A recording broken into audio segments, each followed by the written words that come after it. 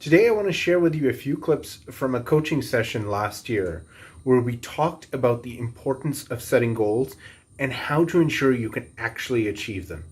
Here are the clips.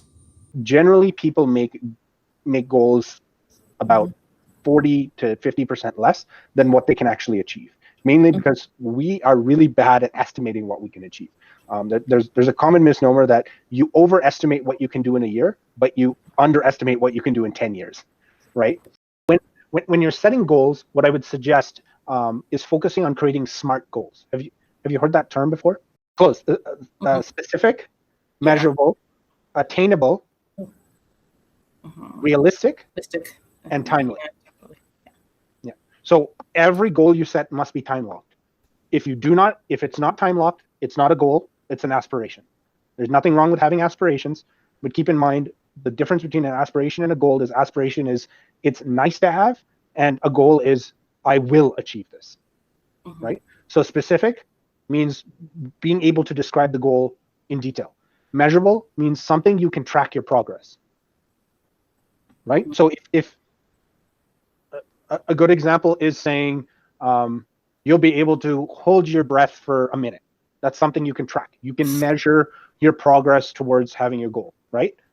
I'm just not going to stress out anymore is a horrible goal because you have no way of measuring success to failure, failure to success. Sorry, did that the other way around. Right? So that's measurable.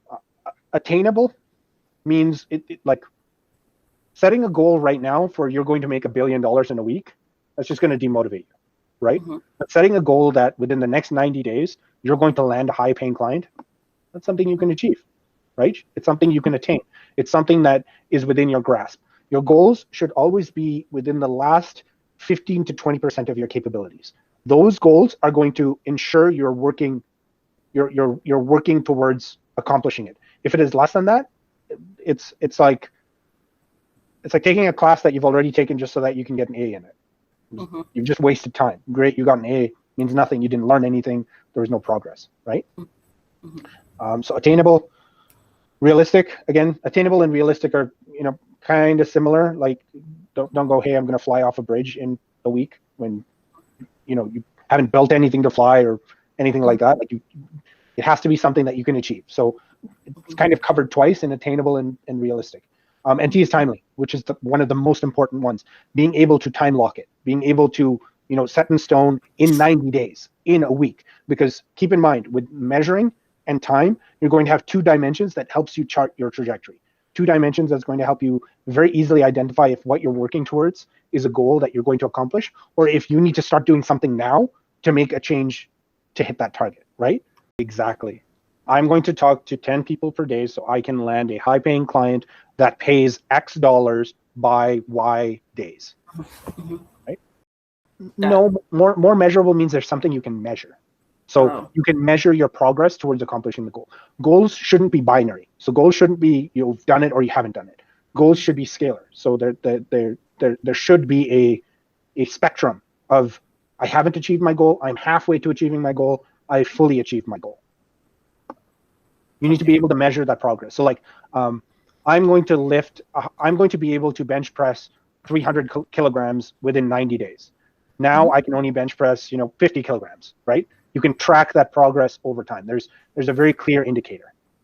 Exactly. Whereas this way you can see the progress. There's a way for you to iterate, right? You can go, well, I'm only 10% towards achieving my goal of landing a high-paying client. I only talked to 2 people today. Tomorrow I'm going to talk to 4 people.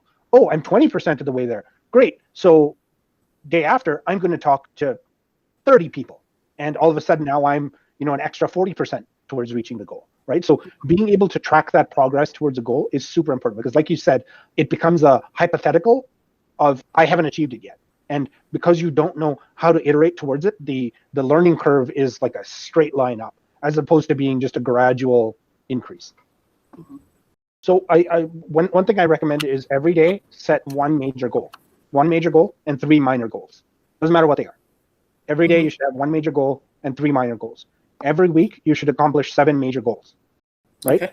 Now, do you notice what happened there? I want to pause for a moment and just reflect on that because I think that's a great thing. When we were talking about every day, perfectly fine, right? But as soon as I said 7 major goals, what happened? Because you felt it was so much bigger, right? But it's the same thing. It's literally the same thing, right? Right. It's just 1 goal a day, 7 days a week. That's 7 major goals. But because you framed it in your mind around that week, you went, whoa, that's too much, right? So that's why being able to keep yourself focused on a window of time that is relevant is super important.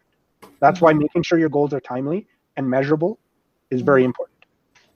And when it comes to numbers, goals that contain numbers, when you first come up with your goal, write down the number and then double it for your actual goal. So for example, if you're saying, in 1 month, I'm going to make $5,000 from a customer, when you actually set that goal, that number should be 10,000.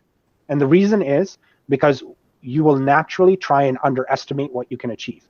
And by trying to achieve something higher, you're going to blow past the goal rather than settle for the goal, right? So as an example, if you set that goal at $5,000, more likely you're going to hit 80% of that, right? Which is going to be around 3,800, 3,200, something like that.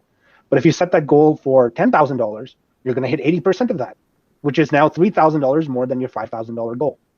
And you'll notice as time goes on, you'll be able to set more realistic goals. But for now, just focus whenever you put down a number and you're like, okay, I'm going to get this done in 2 hours, make it an hour. Worst case scenario, you fail at the goal and you learn how to improve, right?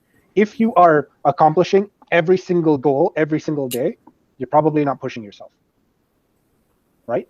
So it's kind of this weird thing of like, you need to set goals that you can achieve, but then at the same time, you need to set them a little bit higher than what you can achieve so that you have that ability of seeing that you got really, really close to accomplishing your goal, but it was actually, much higher than what the goal would have originally been if you had set it much lower. When you visualize something, your brain does not know the difference between what you're visualizing and reality. So when you visualize that you're successful, you convince yourself you're already successful. When you visualize that a goal you've set is going to be hard, you convince yourself that goal is already hard, right? So kind of tying back to your comment about mentally masturbating, that going through those exercises releases the same neurochemicals that actually accomplishing the thing would release. So what you're actually doing by going down that path of just fantasizing accomplishing the goal rather than setting the goal and working towards it is you are giving yourself the dopamine hit of accomplishing the goal without accomplishing the goal.